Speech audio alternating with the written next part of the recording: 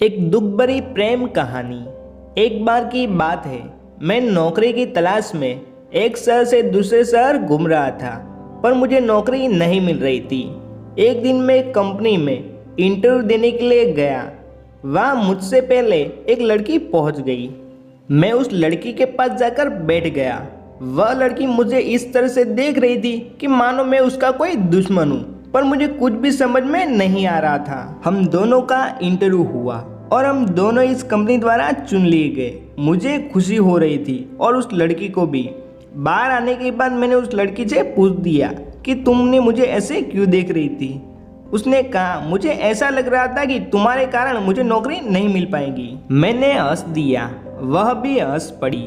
अब हम एक अच्छे दोस्त जैसे हो गए थे। वह इस शहर में नई थी और मैं भी इस शहर में नया था। हमें रहने के लिए कोई किराए पर मकान की जरूरत थी। हम दोनों मकान की खोज में निकल पड़े। हमें शाम तक एक मकान मिल गया।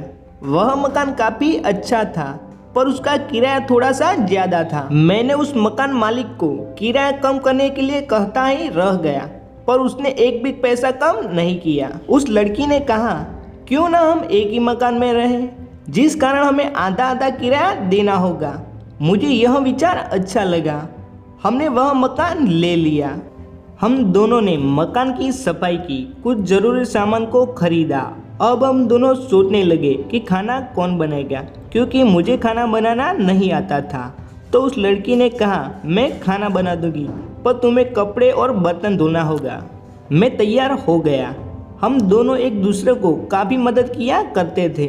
आधा काम वह करती थी और आधा काम मैं करता था। हम दोनों बड़े अच्छे से कंपनी का भी काम किया करते थे। अब हमें करीब 2 साल साथ रहते हुए हो गया था। मुझे वह अब कोई पराई नहीं लगती थी। हम दोनों अपने बारे में एक दूसरे को बताया करते थे। हमारी जिंदगी काफ़ी मज़ेदार थी। एक दिन मुझे कॉल आया कि मेरे पिताजी का दुर्घटना हो गया है। मैंने यह खबर इस लड़की को बताई। उस समय मेरे पास कुछ पैसे कम पड़ रहे थे। उस लड़की ने मुझे पैसे दिए और घर जाने को कहा। मैं अगले ही दिन अपने गांव के लिए निकल पड़ा।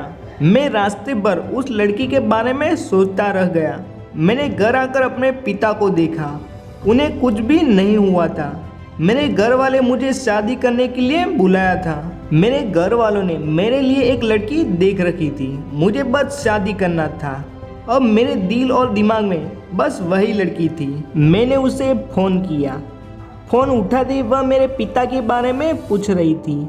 मुझे वह कह रही थी कि तुम कोई चिंता न लेना, मैं तुम्हारे साथ हूँ।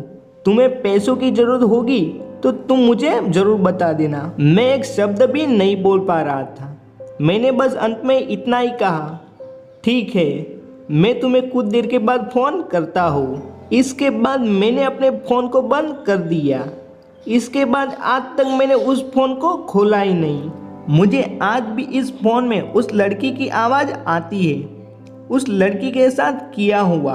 अब वह कहाँ है, क्या कर रही है, मुझे कुछ भी पता नहीं है। मैंने उस लड़की से भी शादी कर लिया, जिस लड़की को मेरे घर वालों ने पसंद किया हुआ था। यह कहानी मुझे बताते हुए मेरी आंखों में से आंसू निकल रहा है। बस यही कहानी है।